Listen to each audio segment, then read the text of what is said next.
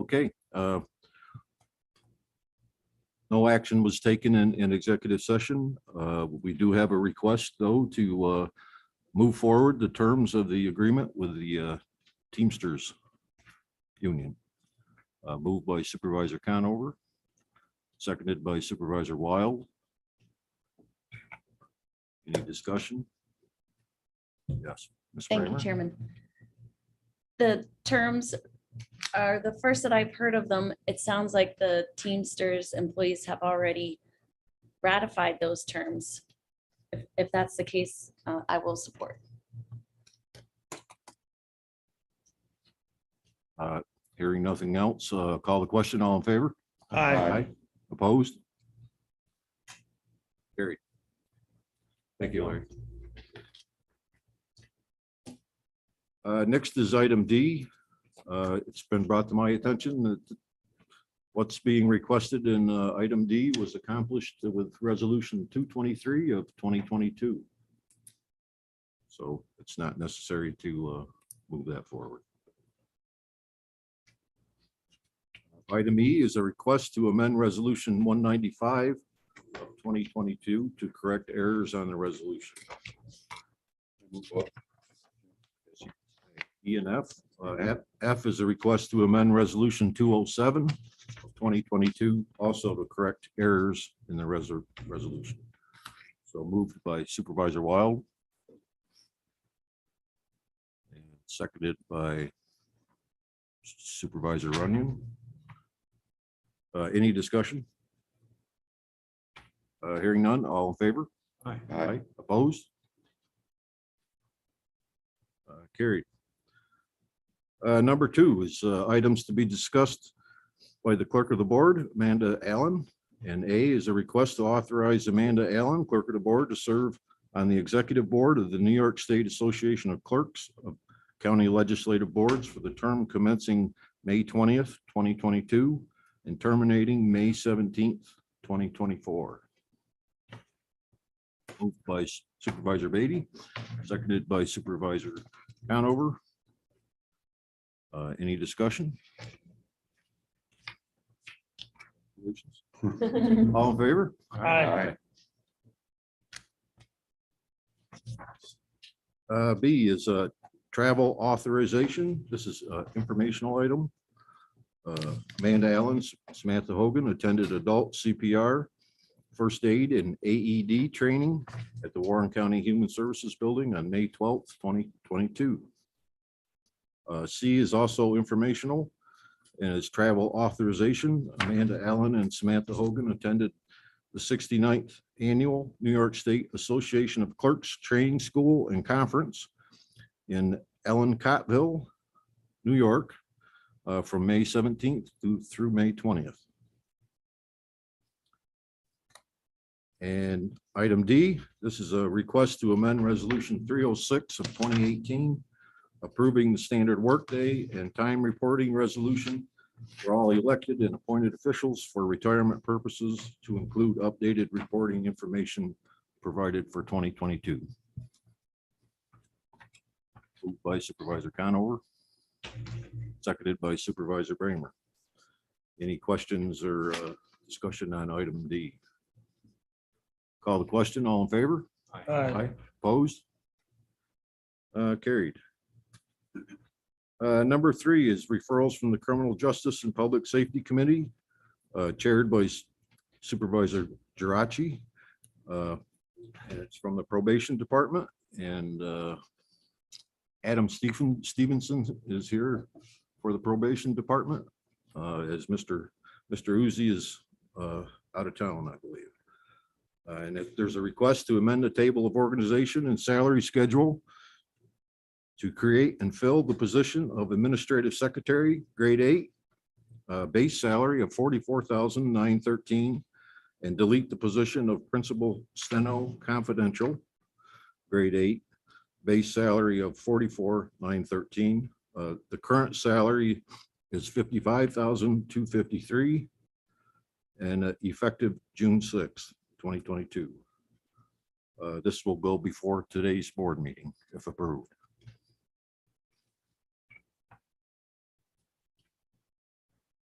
Motion by Supervisor Conover. And a second by Supervisor Runyon. Any discussion?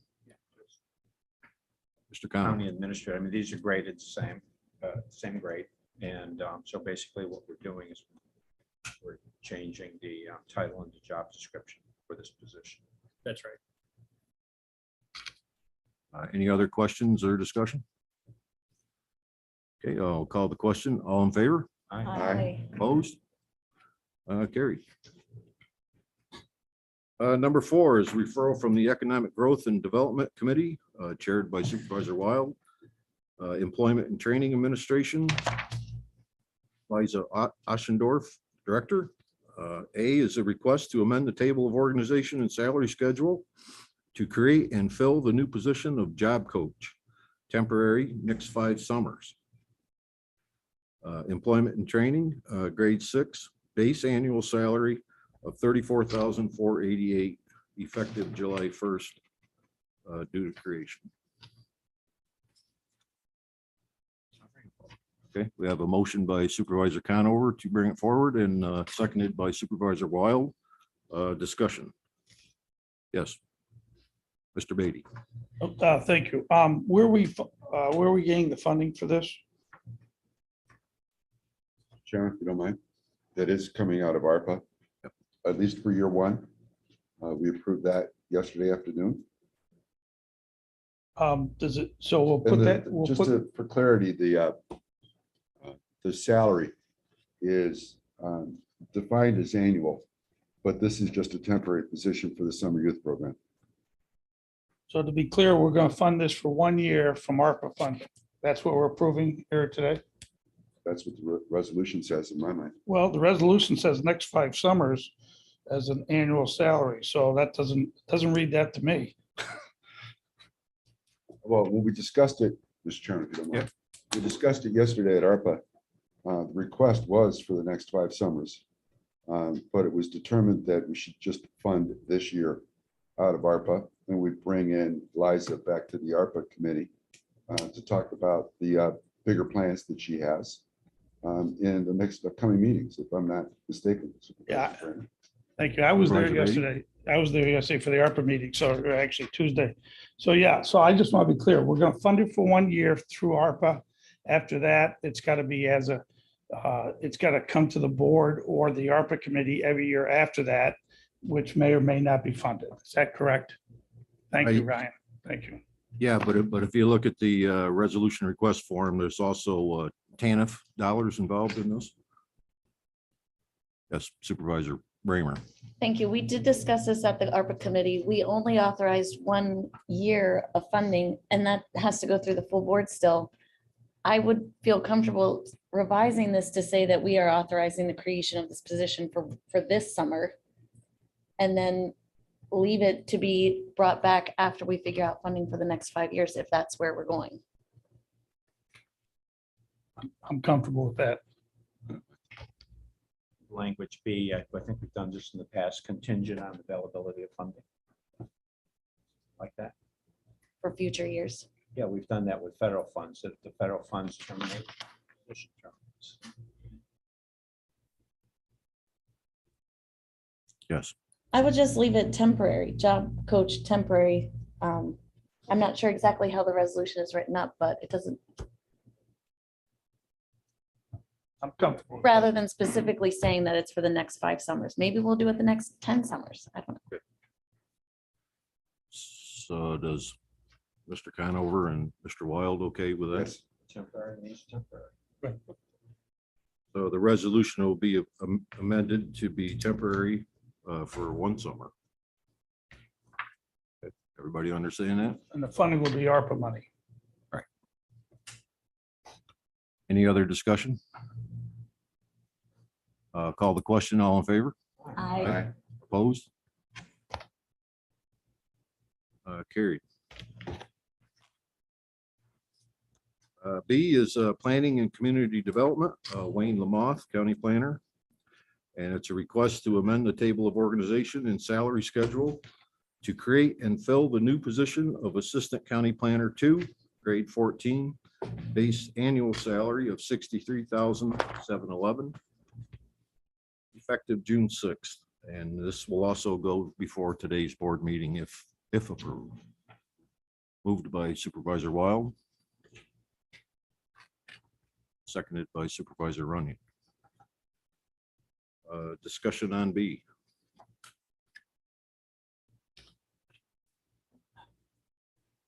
Supervisor Bramer. Chairman, maybe you can refresh my recollection. I know we had a lot of discussion about a prior position in the planning department, whether it was an assistant county planner or a deputy planner. There were these two different positions. Didn't we include that in the 2022 budget? One of those new positions? I think it was a senior planner, which is Senior planner. a union position, so it's a set salary.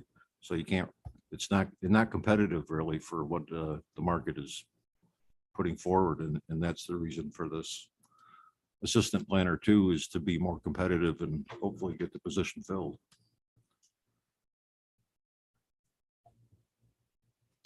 Yes, I take it the senior planner has not been filled, correct? no, it has not.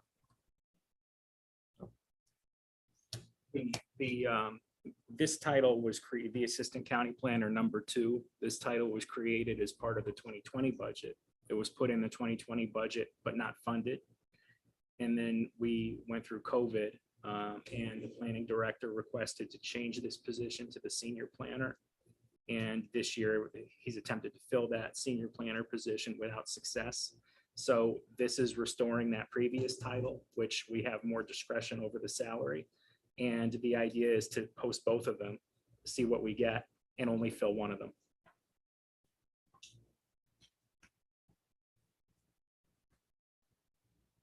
Yes, Supervisor Beatty. Right, so we're gonna post, so we're adding a new position. We're gonna post two, but we'll only fill one. That's correct. And we would delete the one that we don't fill. And we will delete the one we don't fill. Can I just clarify? I remember this whole discussion from 2020 as well. Yep. Why do we need to create this then if we already have one? We don't. In 2020, that position, the unfunded position, was deleted and replaced with the senior planner. Okay. Supervisor Wild. Mr. Chairman, thank you. Just for the committee and other board members here. Wayne and his department, we all know, brings in the substantial amount of funding for the grants that he and his team were able to produce. With ARPA, the requirements of expending funds and reporting back to the federal government are quite significant. And it's taken the planning department a significant amount of effort and time away for their normal duties just to deal with the ARPA piece. So the reason we're trying to move quickly on this is because of the fact that they are overwhelmed with the number of tasks that they have to do, and we're falling behind on others. I just want to know, Supervisor Bramer. thank you, Chairman. We have been working on this for 2 years, trying to return that department back to the staffing that it had way back in 2008 when it got cut at that point. I'm not saying that they shouldn't have another position, but I don't think that it was meant to simply fill ARPA duties. We've actually created a new position specifically for the ARPA funding. I think that this is to assist the department with its functions. Correct. I agree. I personally don't think we need 2 people in there. So I'm not sure that I'm comfortable having us create a new position and also still having the other one out there without anything saying we're not going to fill both the senior planner and this thing. Well, we just said that we would fill one, which will probably be the assistant two, and we would delete the senior planner. Could we put verbiage in there, Mr. Chairman, indicating that once one position was filled, the other one would be immediately deleted? I'd feel comfortable with that. Sure.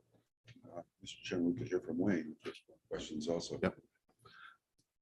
Mr. Lamoth, do you have any comments? No, other than, as I said at committee, we have had the senior planner slot out there for 2 months. We had 0 response to that. There was absolutely no interest. When I surveyed the job openings on the American Planning Association site for upstate New York. The salary of $50,000 for the senior planner was extremely low compared to $70,000 and $75,000 positions posted elsewhere that still weren't being filled. So the thought is that going to a $63,000 salary may be more competitive, and we sell the region as part of this. It's no secret. I am going to be exiting here soon, sometime in the next 6 months or so. And the idea is that we get an assistant county planner. If we can get a senior planner, then that would staff the office upon my exit. So that's just food for thought.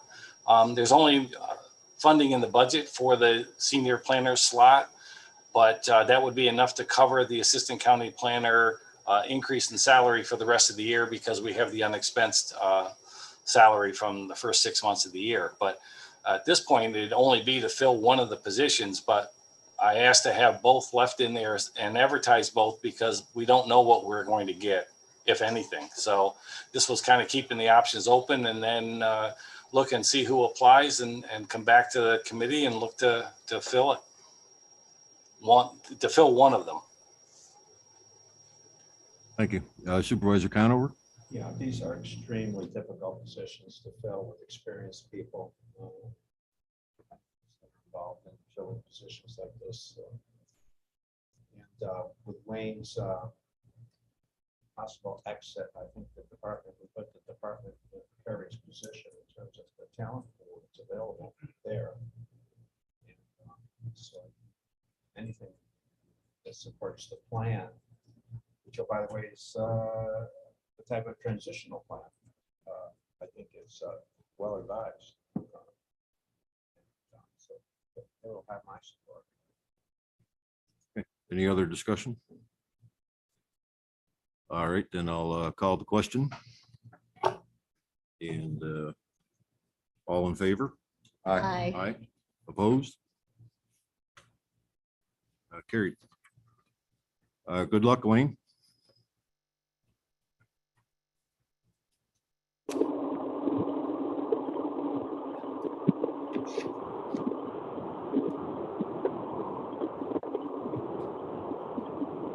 Absolutely. Unless they're your people.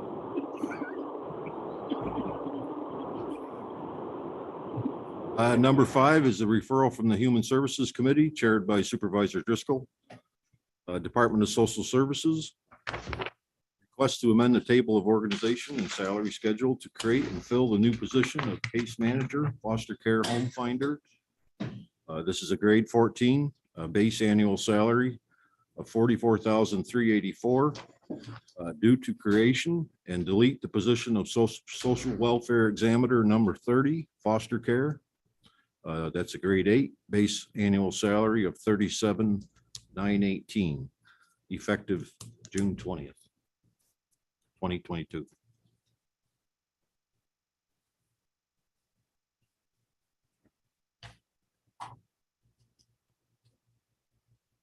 Do we have a motion to bring this forward? Moved by Supervisor Runyon. Seconded by Supervisor Conover. Discussion on number 5.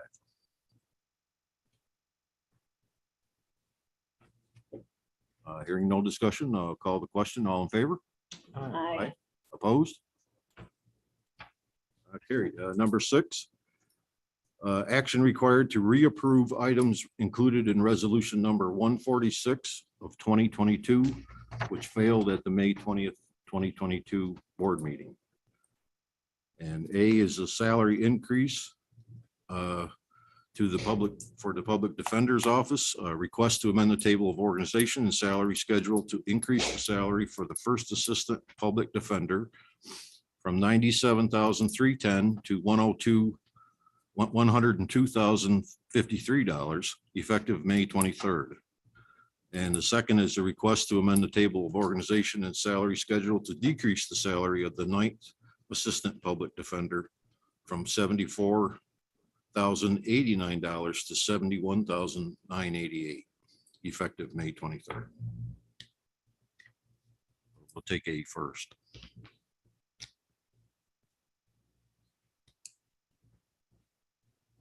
Do I have a motion? Moved by Supervisor Runyon. And second by Supervisor Conover. Any discussion? Hearing none, I'll call the question. All in favor? Aye. Opposed?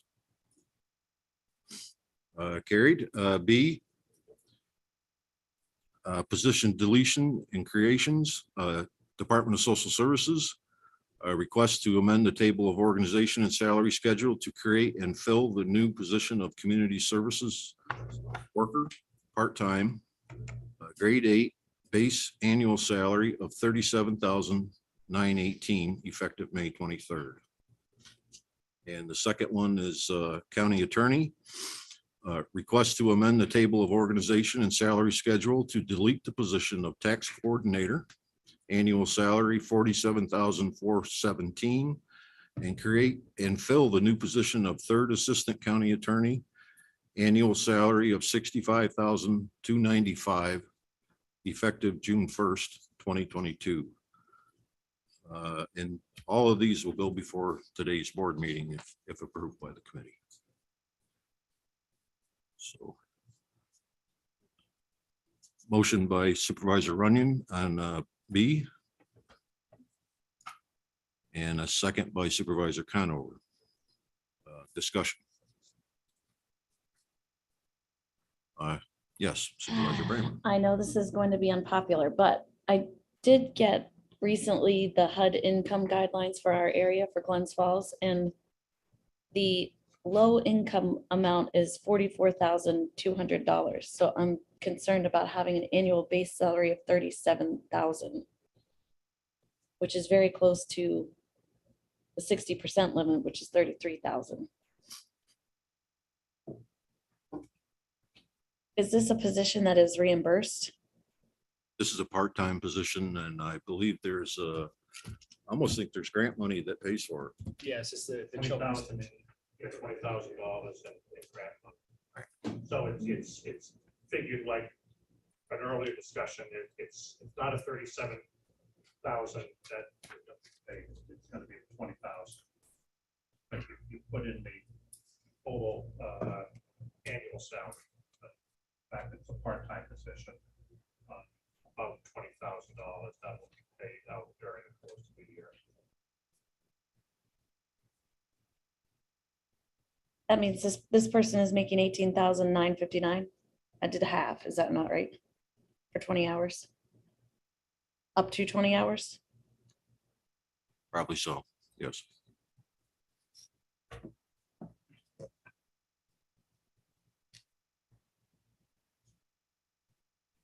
Any other discussion? Okay, I'll call the question on 6B. All in favor?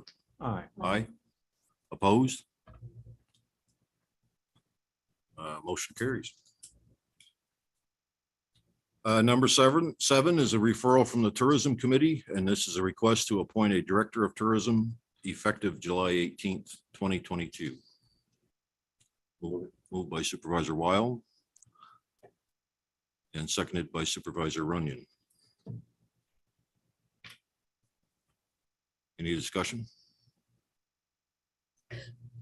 Supervisor Bramer.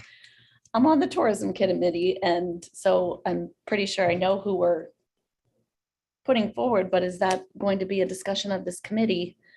I know we had a discussion last time about certain individuals' qualifications, and I'd like to know how candidates were put forward when they didn't meet the minimum qualifications. We had that discussion. I'm asking again to understand how exactly that happened.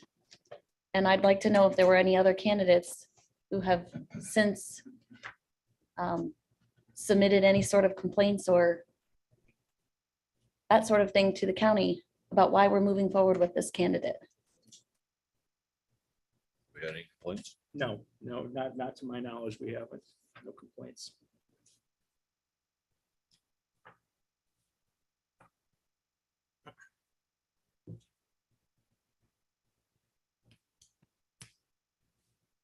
Supervisor Beatty? Yeah, I'm very, very uncomfortable with this. On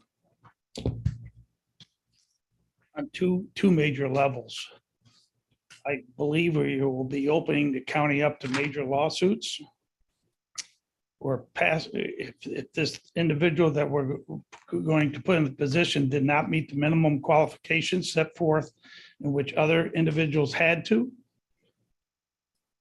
To me, that's fairly open and shut case. So I can't support this in any shape or manner.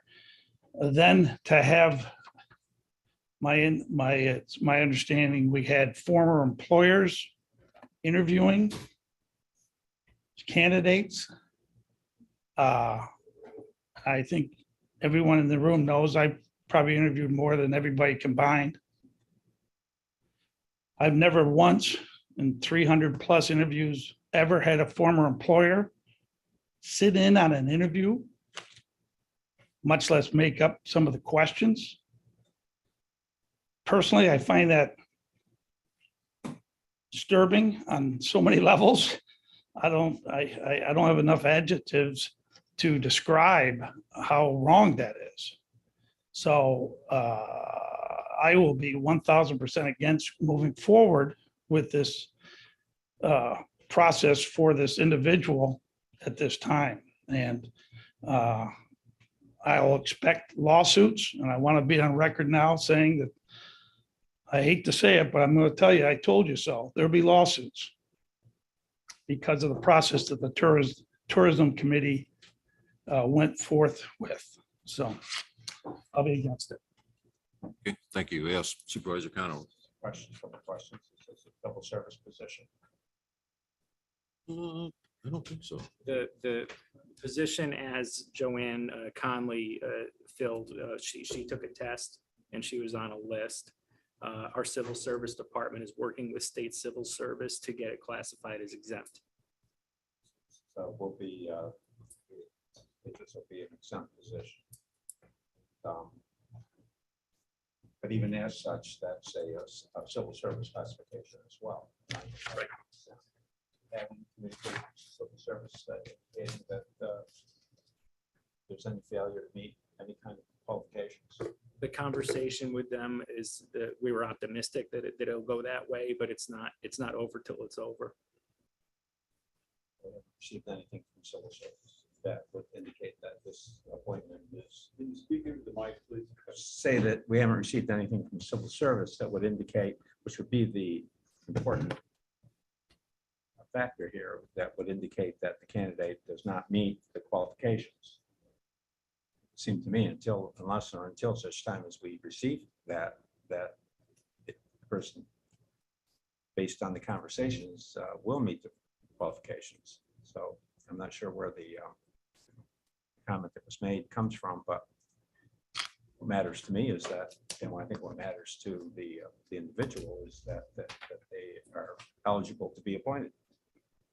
If they're eligible to be appointed, then they're eligible to be appointed under civil service. And that doesn't mean you can't have your own opinion, but what I'm saying is that civil service has three positions. They have the competitive, non-competitive, and exempt.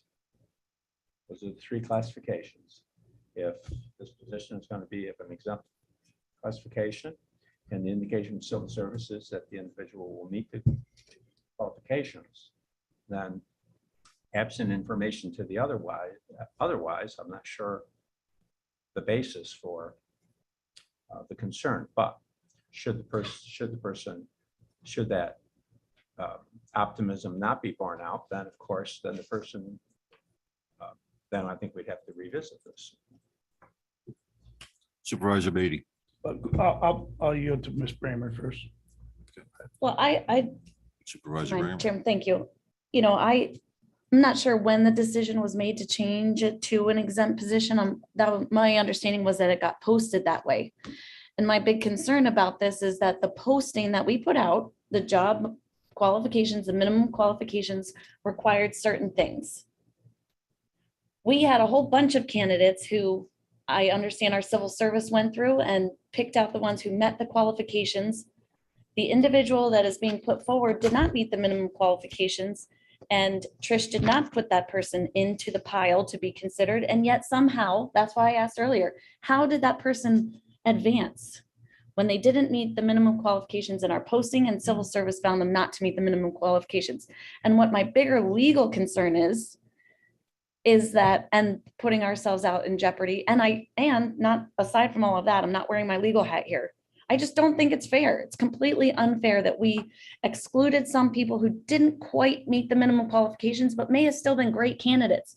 A lot of women were in that list, and we excluded them and went with these others, who includes a person who didn't meet the minimum qualifications that we posted. And now we're putting that person forward to appoint them. I don't know anything about whether or not they're going to meet the civil service requirements once we change it to exempt, which I don't know how that happened. And I don't oppose it at all. I think it's important to have a person there that we appoint who can do the job that we asked them to and meet the minimum qualifications. And what I had asked for at the tourism, which I thought we were going to go towards, even the chairman of that committee said that this was dividing supervisors and we should put this back out and try to get a new posting put out. We're not even hiring this person until July 18th. If we had done that back at that meeting, we would have had plenty of time to go through this process again and make sure it was fair to everyone who applied. Supervisor Molino. Thank you, Ms. Connor. One thing I got to say, and this is just me speaking, learn something for the county to think about in the future, putting out RFPs with just a blank thing of a bachelor's degree. A bachelor's degree, and I checked into it, covers hundreds of different possibilities. So if somebody has a bachelor's degree in agricultural, does that make them qualified to take over a tourism department like we have? So I think, next time, this is for next time or some other time, we should check the degrees that what people have. This gentleman has more degrees in tourism and public relations that he spent many times in this, like in a college degree department, than a bachelor's degree of agriculture ever could cover. So I think we should learn something from this problem. And I still believe this gentleman has more than a bachelor's degree of the other things that he's taken over the years to do the job that we're looking for. That's just my comment. Supervisor Beatty. Thank you, Mr. Chairman. So if we put an ad out there and say minimum requirements, bing, bing, bing, bing. And I'm going to apply for the job, but I say, oh, geez, I don't hit the minimum requirements. I'm not going to apply. And then we take an individual who didn't meet the minimum requirements and move them along the process and then hire them. Now, I'm not a lawyer, but I'll tell you, that sure as heck stinks to me. I mean, minimum qualifications requirements are minimum qualifications and requirements. And if you don't meet them, you don't meet them. If you meet them, great, you get to move along the process. So, the fact that there could be different bachelor degrees, yeah, could be. But if we're saying you have to have a bachelor's or higher in education, that's what you needed to have to pass along the process. Not yesterday quarterback and not next time, not this, not that. That's wrong. This is wrong. And we all basically know that. We all know that. I think our colleagues are very intelligent. They know in their gut this is wrong. But for some reason, this is being pushed along, and I have no clue why, other than we are opening this county up to some major lawsuits. So Supervisor Conover. I don't have any issue with you wouldn't.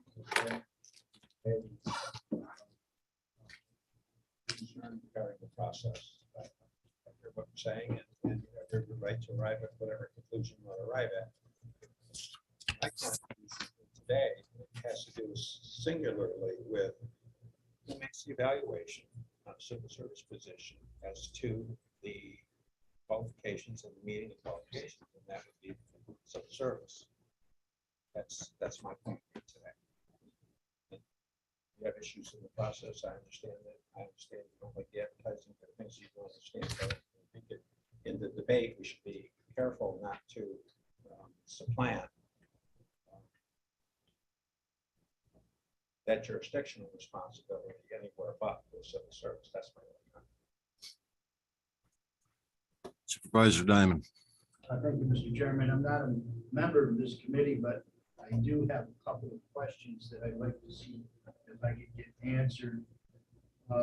If this is approved here today, is it going to be forwarded on to personnel committee, or excuse me, the finance committee to set a salary? Or no? Or is that Yes. Part of the process. I believe so. Um, Not sure. It should be on the I don't finance know if it's in the agenda. Finance committee agenda or not. Let me look. If it's required to go to the finance committee, it will be on the agenda. Okay. If it's not, then it's not. I just don't recall. The next question I would have is that, is there a salary range in mind for this particular position? Yes, the salary range is let me grab it here. This is on the non-union scale, position grade 15, which we may or may not want to revise in the future. And the salary range for that position starts at 67,533, and it goes up to 90,783. The other comment I'd like to make is there's been multiple discussions around this position.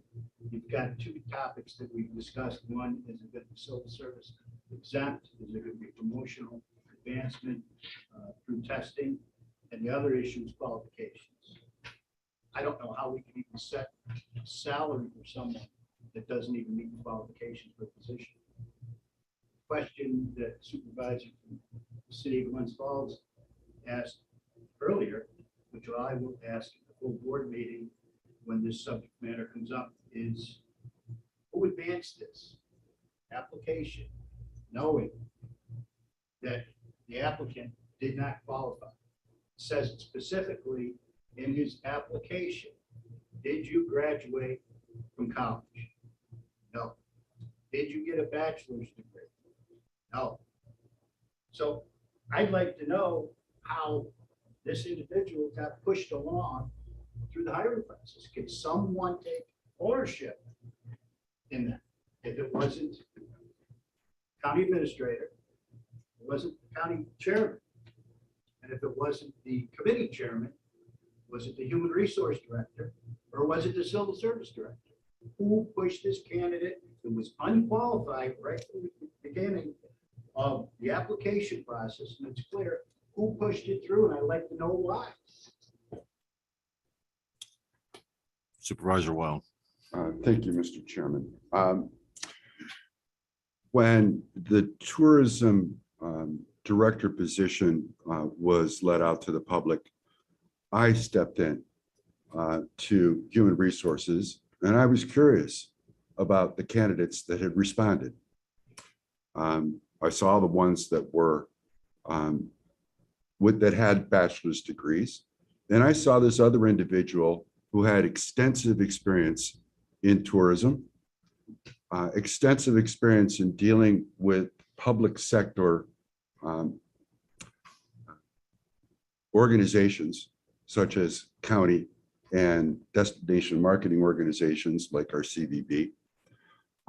And the experience was from a different region than ours. I thought that that qualification of his experience and his training and involvement with other organizations totally directed towards tourism were worth consideration. Did I move that person forward? No, I suggested that, and I'll take responsibility for that. Now, let me finish, please, if you don't mind. We talk about qualifications. Yes, by point of I'm not sure. I want to get into the minutia. Did this person have a bachelor's degree? No. Significant experience to me means more experience than a bachelor's degree in, let's say, the arts per se. as compared to tourism. So I supported this candidate. I will continue to support this candidate. And I'm curious what the end game here is, because if we go out and we produce another posting that specifically deletes the bachelor's requirement, do you think the result would be any different? I don't believe it would be. There might be other candidates, but from the ones we had a selection process from the committee, and that was the determination of the committee. So if your goal is to try to delay this more, then, you know, so be it. Maybe we need to go out and put another posting out and delay this, but I think it's foolish to do that, considering the importance of this position to our tourism industry.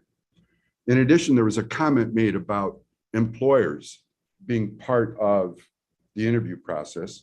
I don't know if they were specifically employers. I do know that they were very much trusted members of our tourism committee, and one group that this position specifically has to have a strong relationship with is the tourism committee, or the tourism industry, specifically some of the leaders in the tourism industry, ability to work with them, the ability to understand what's happening in the market and react accordingly. And I believe that process was effective in also solidifying that this candidate that was selected was the best of the four that we considered. So I'm not sure where we go from here, but I think we need to move forward on something today. That's okay. I'll take my comments. Supervisor Bramer. Thanks. This wasn't about delayed. It was about trying to get the best candidate and making a fair process. But I understand my colleague from Bolton, you know, I take my concerns and walk them to the full board. I would like to ask for an executive session briefly for one matter that I think should be discussed in executive session. So for the qualifications of a particular individual, or whatever language is, please, Larry, help me there. I would like to make that motion. Okay, we have a motion to go into executive session for discussion of qualifications of a certain, If I just clarify. I'll refer to the attorney. Just 105 subsection F.